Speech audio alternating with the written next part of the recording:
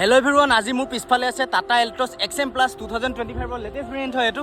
আৰু এইটো কালাৰ স্কিমটো আপোনালোকে দেখিছে হোৱাইট আৰু ব্লেকৰ কম্বিনেশ্যনত আছে। আৰু ফ্ৰণ্টৰ পৰা যদি চাই আপোনালোকে ফ্ৰণ্টত completely bulb type halogen headlamp এনেধৰণে দেখিব লাগিব। আৰু দেখিছে এটা শ্বাৰ্প ডিজাইনত দিছে আৰু ফ্ৰণ্টত টাটাৰ লগতো এনেধৰণে 3D দেখিব লাগিব। আৰু ফ্ৰণ্টত নাম্বাৰ প্লেট এছেম্বল কৰিব পৰা পইণ্ট আৰু ফ্ৰণ্টত দেখিছে ৰেডিয়েটৰ গিল এনেধৰণে।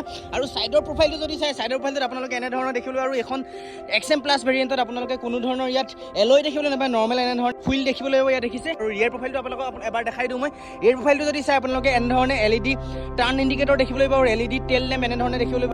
ৰিয়াৰ চাইডে এনেধৰণে টাটাৰ লগতো 3D দেখিব লাগিব। আৰু ইয়াত দেখিছে এল্ট্ৰছৰ লগতো এনেধৰণে 3D। আৰু ৰিয়াৰ চাইডে ইয়াত দেখিছে বেক কেমেৰা। আৰু এইটো ভেৰিয়েণ্টত আপোনালোকে আইডিয়েল ষ্টাৰ্ট ষ্টপ অপশ্যনৰ দৰে এটা ফিচাৰ পাব, যিটো হাইডেন ফিচাৰ হয়। আপোনালোকে এখন গাড়ী যদি ট্ৰেফিকত চলাই থাকে তেতিয়াহ'লে এটা নিৰ্দিষ্ট সময়ত গাড়ীখনৰ ইগনিশ্যন অফ হৈ যাব। তেতিয়া আপোনালোকে গাড়ীখন যদি এগেইন আপোনালোকে ষ্টাৰ্ট কৰিব বিচাৰে তেতিয়াহ'লে গাড়ীখনৰ চাবি প্ৰেছ কৰিব প্ৰয়োজন নাই। আপোনালোকে গাড়ীখনৰ জাষ্ট ক্লাছডাল প্ৰেছ কৰিলে গাড়ীখনৰ ইগনিশ্যন অন হৈ যাব। এইবিলাক হৈছে এখন গাড়ীৰ হিডেন ফিচাৰ। আৰু এখন গাড়ীৰ যদি কমপ্লিট ৰিভিউটো লাগে তেতিয়াহ'লে ক'ত যাব গম পায়, এক্সপ্ল'ৰ টু ইণ্ডিয়া। আৰু মোৰ চেনেলটোৰে যদি নতুনকৈ তেতিয়াহ'লে মোৰ চেনেলটো ছাবস্ক্ৰাইব কৰি যাব।